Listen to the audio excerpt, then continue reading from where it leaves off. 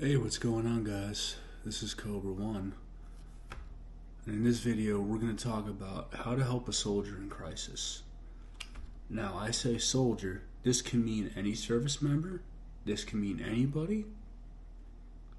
How to help someone when they're in a crisis. Now, what do I mean by crisis? I mean, you're having bad thoughts about doing things to yourself. So, we're going to talk about how to help them the right way. First off, here's what you're going to do. You're going to listen to him or her. Listen to their pain. 9 times out of 10, when they vent out the frustration and they hear it themselves, and then they hear another perspective from the outside, 9 times out of 10, they're cool. They calm down. They're all right. They realize it's not that big a deal, and they can move on. Be non-confrontal or judgmental. Time and place, alright? Now, does this mean you get to be a behavioral health private and use it to get out of the field? No, you're a liability. You need to get out of the Army at that point. There's a time and place where you need to suck up your thoughts and feelings, and a time and place where it's safe to express them. So, touchy-feely in the right environment. Remember that. Recommend resources. First, listen to them. Ask them, are they okay? First thing that you're going to ask is, are you suicidal? The answer will almost always be no, whether it's true or false. Because a soldier is scared of getting put on a profile, getting their career destroyed, and being bullied by their peers or ostracized by their peers because of this profile.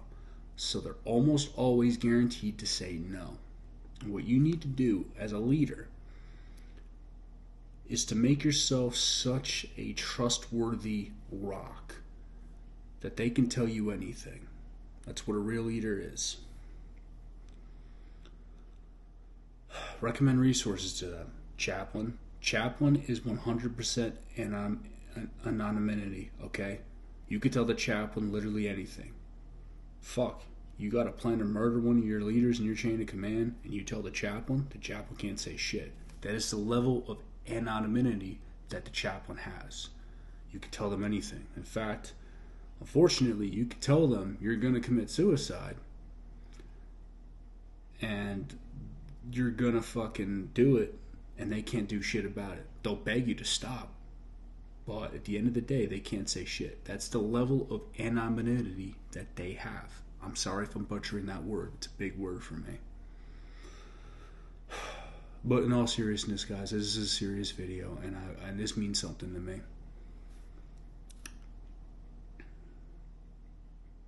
Do not overreact. You overreact, they're going to shut down and they're going to start lying. They're not doing that because they're being selfish. They're scared. They're scared of these thoughts.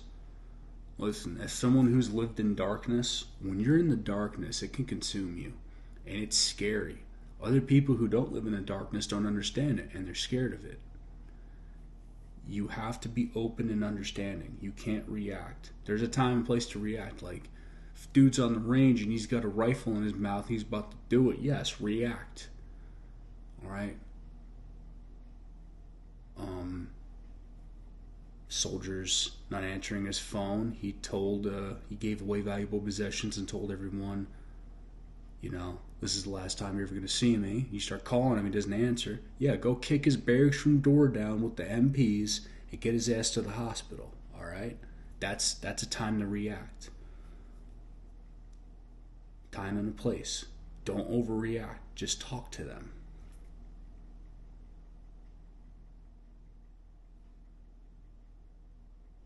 Don't tell them they're going to get chaptered and that they're going to have effects on their career. Listen to me. Alright? I had 2 brutal back-to-back suicide attempts.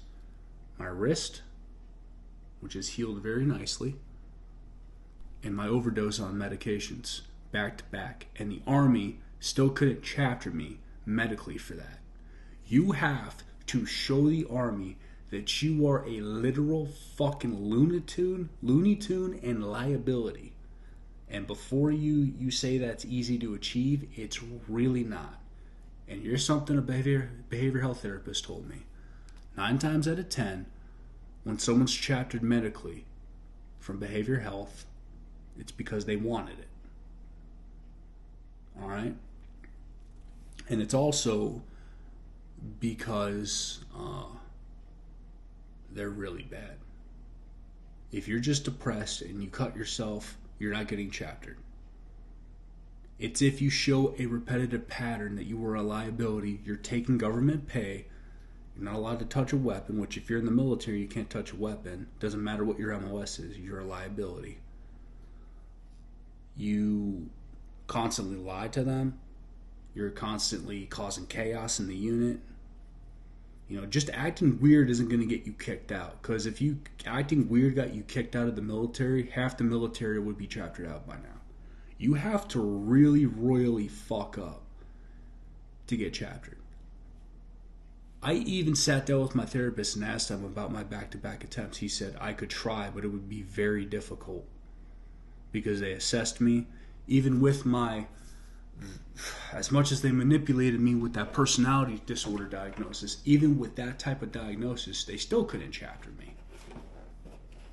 Which, by the way, fuck the Robinson Behavior Health Clinic at Fort Bragg for doing that to me.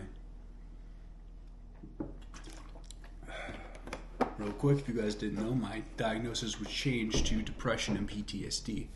And they explained to me in detail why I don't have any personality disorder, which is fucking awesome. So remember, they can help you.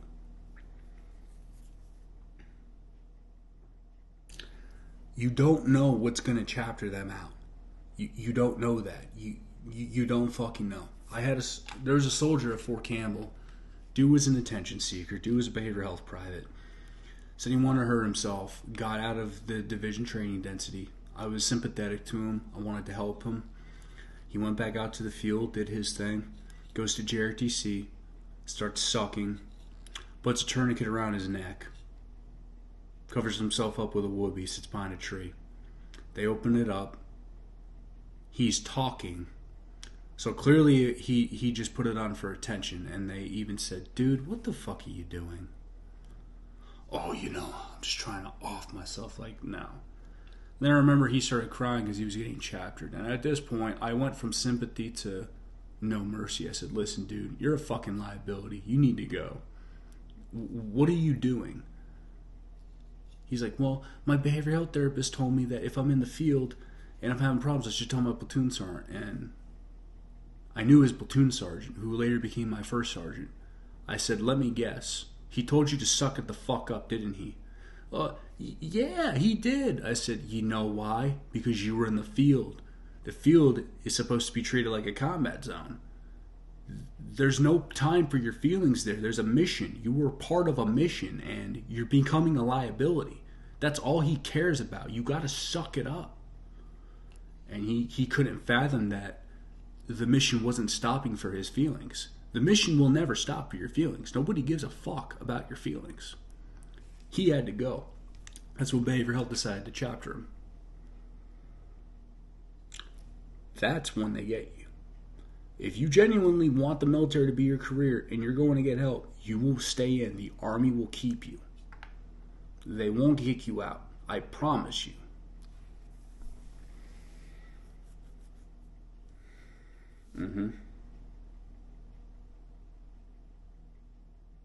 Support the soldier by letting them know the profile doesn't matter and to get better. Support their healing.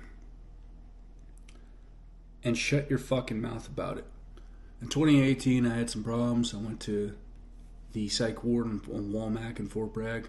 As I'm there, I thank God I transferred out of 1st Platoon, because fuck 1st Platoon. I was in ops for a little while, and they moved me to 2nd. I got in contact with one of my old team leaders, and he told me that members of 1st Platoon were saying things like, yo, this dude was on the 6th floor, he's fucking crazy. Yeah, you wonder why people off themselves in the military. I had a healing experience while there. It was awesome. I love my therapist. But I had all this shit going on behind my back from a bunch of fucking pussies that wouldn't say it to my face to try to ruin my reputation, ruin any chance I had of growing, because they were immature high school kids that just wanted to run their mouths because they thought I was weak. Instead of doing that, support them. Let them know that they can heal, and that them healing and getting better and being a better teammate is more important. You know?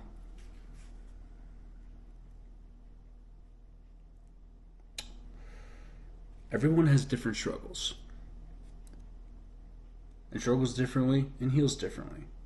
Be open and understanding. Now me, I tend to dwell on things and tend to be ruthless about things. I heal a little slower than people when it comes to the mental health department. My body heals fast, but my mind doesn't. That's how I am. Some people are flip-flopped. Be open and understanding. And make sure the soldier's not bullied for seeking behavioral health. You don't know where that person's been in their life. You don't know truly why they're there. You hear the talking going on in the company. You don't know why they're there. Shut your fucking mouths and leave that Joe alone. Leave that average Joe alone. Let them get the help they need and let them heal. And let them know that this is just something like you fracture your knee, you go to sick call, you get better. Let them heal. I'll never forget my pussy-ass platoon sergeant, Bruce Anthony, when I got on that bullshit behavioral health profile, after I tried explaining, hey, you don't need to worry about anything, because this was a new therapist and was more concerned about getting in trouble than helping me. He gets all up in my face, pumping his chest up, going, "You off your fucking behavioral health profile yet, huh?" I wanted to beat that fucking pussy's ass so bad, but what would he have done? I would have gotten in more trouble and it would have satisfied him and his 2-inch pecker.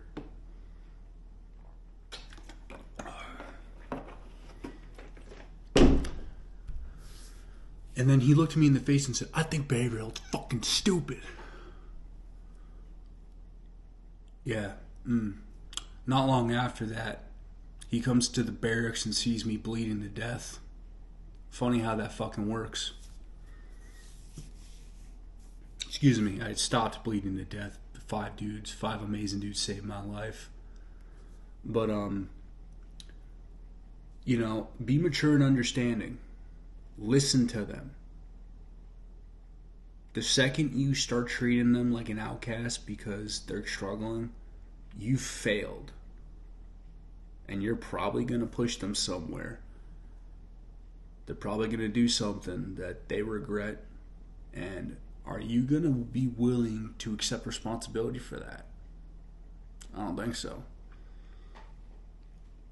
Like when my platoon sergeant ran up to me while I was sitting down, I told the MPs, I don't want to see that piece of shit.